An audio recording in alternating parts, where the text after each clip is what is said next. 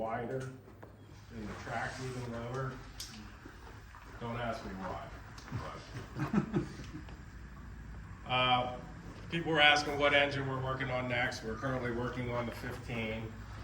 So we got all the grates and everything ripped out of this, and we're starting to clean up the inside of the firebox to do the UT reports on this.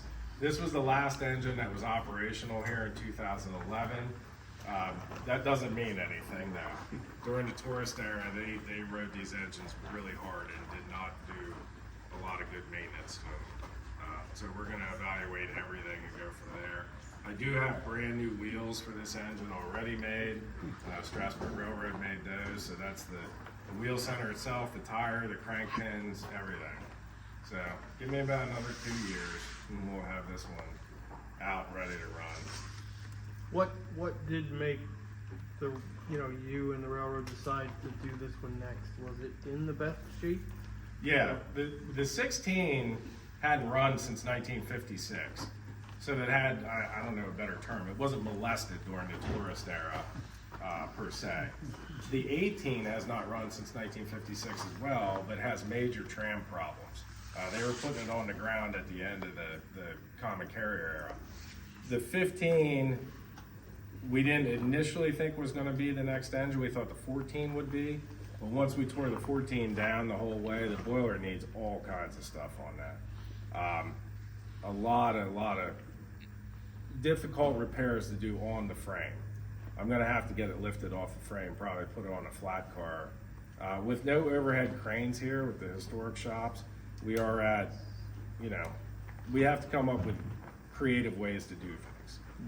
With the 14, I got to put a smoke box on it. I'm going to have to do a lot of the outside sheets on the firebox. The 12, it needs everything, you name it.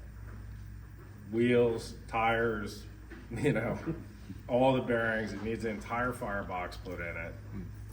It needs everything. So the 15 is the next logical choice to get a second engine.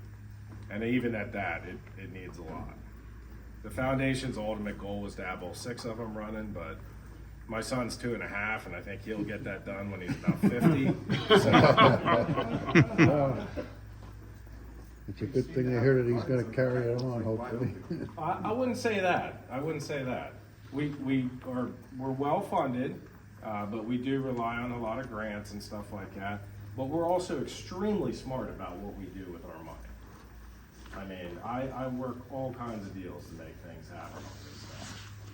We definitely don't just spend frivolously on everything. And that's why I try and make as much of the stuff as I can in-house, even if it takes me way longer, keeping the money here. Who runs your cars? I do. Oh, really? Are you 3-phase here? 3-phase, electric. Yeah.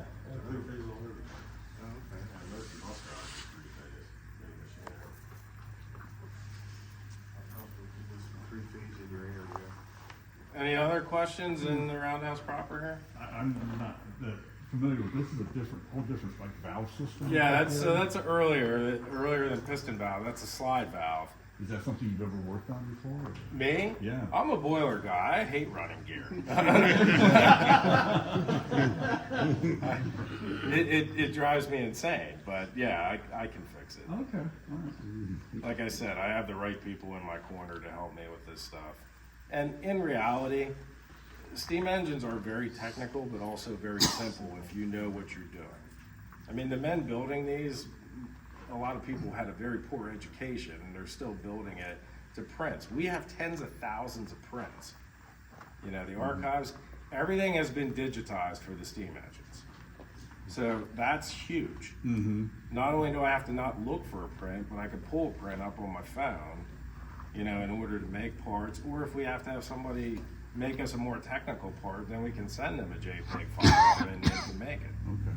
I mean, that's just huge, that you don't have to, re-engineer stuff, have a mechanical engineer design it and everything. Saves us tens of thousands of dollars on parts. I know you like to keep it historically correct, but is there anything that you're enhancing or? We'll stall 8, we'll go in here and I'll show you guys. We put concrete and heated flooring and everything like that. have that on the engines, like temperature sensors or anything like that? I'm very big on the Lynn Moedinger approach of train your people well. You know, I built the engines for Walt Disney World, and they want anybody and their brother to be able to operate them. That's fine. That's the way their operation works. So everything's like triple redundancy, computers and sensors and everything on that. If we were going to take some engine on the main line or something, that would be a different thing. But we're narrow gauge. We're running at 15 miles per hour. You know, we're never going to get to that point. We don't need that. Now, I have upgraded some of the design of the boilers on the 16. I changed a couple things to bring it into a more modern light. Like I said, we put a little bit more modern braking on it.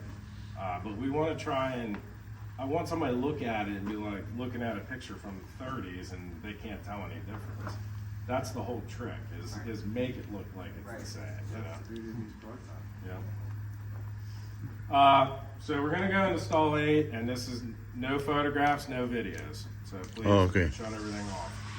That was Dave, the East Broad Top Railroad mechanic speaking. We're in the East Broad Top Railroad Roundhouse at Rockhill Furnace, Pennsylvania. Thursday, May 9th, 2024, over and out.